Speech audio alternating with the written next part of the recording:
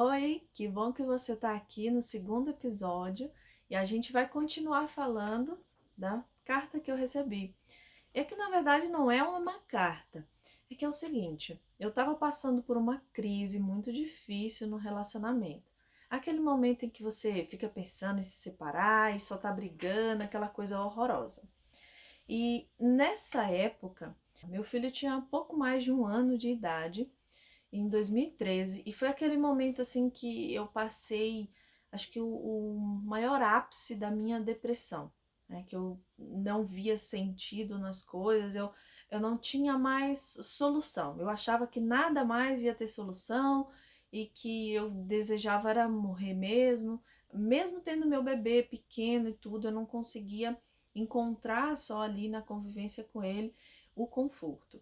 E aí, então era um período muito difícil. Eu e meu marido, a gente casou muito novo, né? Então, a gente é a luta mesmo do casamento, que eu imagino aí que quem é casado sabe disso, que a gente enfrenta aí uma luta diária todos os dias, você tem que aprender a se respeitar, a aceitar as regras que o outro tem, né? Porque cada um tem a sua regra do que é certo, do que é errado, né? O que é certo para mim não é certo para meu marido e vice-versa.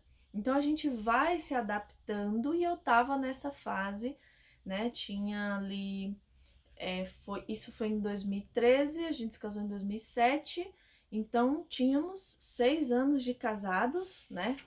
E aí o que aconteceu foi que eu assisti o filme A Prova de Fogo, não sei se você já assistiu, e ele tem um desafio, né? Na verdade são 40 dias. E aí eu fui em busca deste livro, O Desafio de Amar, que são os desafios lá do filme. Lá no filme deu certo. E aí eu peguei e comecei a fazer isso aqui. O livro traz 40 desafios e aí você vai fazer um por dia. E aí eu comecei a fazer. Fiz o desafio número 1, número 2. Aí eu comecei a ver que, epa, número 2 e alguma coisa tá diferente. Número 3, aí não sei. Número 4. E aí no quinto dia eu deveria fazer uma pergunta para ele assim num papel, e eu escrevi aqui em cima, ó. Escreva 3 coisas que eu faço que te deixa irritado e desconfortável. Aí eu escrevi, entreguei o papel para ele e pedi que ele respondesse. Ele não sabia que eu estava fazendo o desafio. E aí eu entreguei o papel para ele, e como o livro já estava dizendo ali, né, me preparando, eu devia esperar que ele trouxesse 3 coisas que eu fizesse que o deixasse irritado e desconfortável. Então eu esperava receber dele, lógico, 3 defeitos, né? Ele me falaria ali 3 comportamentos, 3 atitudes que eu estava tendo que ele não gostava de jeito nenhum. Então eu já me preparei, eu escrevi isso aqui, porque claro, já pensou? Se eu escrevo, me diga aí, 3 defeitos meus, e aí a hora que ele me diz os defeitos, aí eu começo a brigar, eu já sabia que eu não poderia fazer isso. Então eu pedi 3 defeitos e ele deveria me dá-los, mas ele me entregou essa carta dizendo tudo isso que eu já li no episódio passado. E quando eu li essa parte especialmente, né? Tudo isso faz eu ter vontade de ficar perto de você. Meu coração vibrou muito. Então, no terceiro dia, eu já comecei a notar a diferença no quarto. E no quinto dia, gente, meu relacionamento se transformou. Depois, eu fiz o desafio mais alguns dias e nem fiz mais, porque parecia assim que tudo era um mar de rosas, como nunca tinha sido. E aí, como eu te contei no episódio passado, já tinha um tempinho que eu tinha começado a entrar nesse mundo de autoconhecimento, apesar de não saber que se tratava de autoconhecimento. Eu buscava ferramentas, eu buscava alguma coisa para me melhorar, né? E aí, essa é uma prova muito grande de que nós é que somos os responsáveis por qualquer mudança que a gente queira na nossa vida, no nosso relacionamento, onde quer que seja.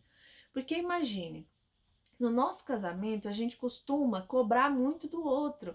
Ah, porque você faz isso, porque é isso, e tá tudo uma bosta, porque o outro não tá fazendo o que eu acho que ele deveria fazer. Ele não tá atendendo às minhas expectativas.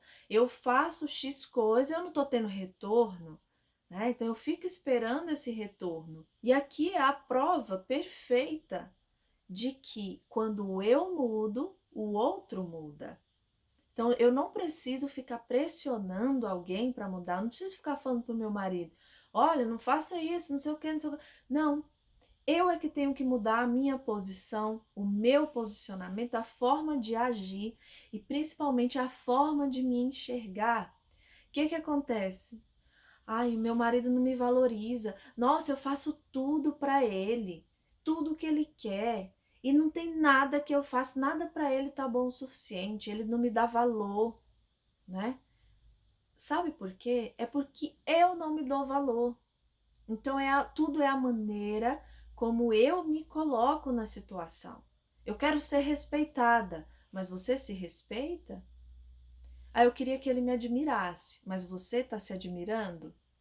Então, tudo é comigo, nada é com o outro. Então, quando uma situação não tá legal, eu não tenho que ficar cobrando que o outro mude. Eu tenho que mudar. Aquilo, exatamente aquilo que eu não estou gostando, é o que eu estou fazendo, é o que eu penso de mim. De que maneira? Ele não me valoriza. Você se valoriza? Aí ele não reconhece nada que eu faço. Você reconhece o que você faz? Você dá valor ao que você faz? Então, tudo que eu cobro do outro é porque eu mesmo não dou a mim. E aí eu vou te contar agora qual é o primeiro desafio do livro e que eu notei uma diferença muito grande. No segundo dia, parece que eu já notei um olhar diferente ali. Parece que ele olhava assim: tem alguma coisa estranha aí. E sabe qual é o primeiro desafio? Ele diz para que a gente não use nenhuma palavra negativa. Ele pede que nós tenhamos paciência. E ele começa dizendo: o amor é paciente. E explica sobre a necessidade de paciência para que a gente consiga conviver harmoniosamente. E aí ele diz assim: a primeira parte do desafio é simples. Apesar de o amor se comunicar de várias formas, as palavras, na maioria das vezes, refletem o estado do nosso coração. E para o próximo dia, decida demonstrar paciência e, de modo algum, diga algo negativo para o seu cônjuge. Se a tentação surgir, não diga nada. É melhor segurar a língua do que dizer algo que possa se arrepender depois. E aí, conforme eu fui estudando autodesenvolvimento, autoconhecimento e depois comecei a fazer as formações nessa área para trabalhar com isso, eu comecei a ver a importância do vocabulário que a gente usa. Então, eu trabalho muito essa questão do vocabulário que a gente usa. Ele disse que as palavras expressam o que tem no nosso coração, né? E hoje, com o conhecimento que eu tenho, né, por ser terapeuta, por ser professora de autoconhecimento, hoje eu sei que a nossa mente faz aquilo que ela acredita que a gente quer. E como que a gente se comunica com a mente? Como que a gente fala para a mente o que a gente quer? Através das nossas palavras. Olha a música que tá aqui. E quando a gente fala, quando eu falo, já vai sendo projetada uma imagem mental daquilo que eu acabei de falar. Então, se eu digo assim, por exemplo, a comida estava horrível, é capaz até de eu passar mal. Quando eu falo isso, já vem uma imagem mental, né, da comida que estava ruim. Eu já vejo ali mentalmente aquela comida. E aí a minha mente entende: ah, sim, entendi. Tava ruim? Passar mal? Entendi, ok, passe mal. Então, as palavras que a gente fala dão um comando mental do que a mente vai trazer para nossa vida. E ali eu já vou, meu corpo vai reagir, né? Eu vou sentir aquelas sensações, vou entrar dentro do estado emocional que as minhas palavras estão colocando. Então, quando eu digo coisas assim, ah, isso é um inferno, eu não aguento mais essa vida, a mente entende, ah, é um inferno, entendi, não aguenta mais essa vida? Vamos dar um jeito de sair dela então, vamos fugir dessa dor. E as palavras também é o que cria as imagens mentais na cabeça do outro. Se nós estamos falando aqui do relacionamento, então eu preciso cuidar das palavras que eu uso, porque tanto a minha mente quanto a mente do outro vai querer fugir dessa dor, fugir, ir embora, não estar perto. Então, esse negócio de não falar palavras negativas faz todo sentido para transformar o relacionamento. De fato, a gente muda. E eu vou te contar um segredo. Ah, mas o vídeo vai ficar muito longo, então eu vou deixar para te contar no próximo episódio, tá bom? A gente se vê lá e o que você tem que fazer? Você tem que compartilhar para que aquela esposa ciumenta ou aquele marido ciumento, aquela pessoa que quer a atenção do outro, que não se sente valorizado, que acha que o outro não está dando atenção, para que essa pessoa possa acompanhar essa jornada que eu tive aqui, um breve resumo da minha jornada de como eu saí dessa pessoa ciumenta para uma pessoa livre. Então, beijo no seu coração e eu te espero no próximo episódio.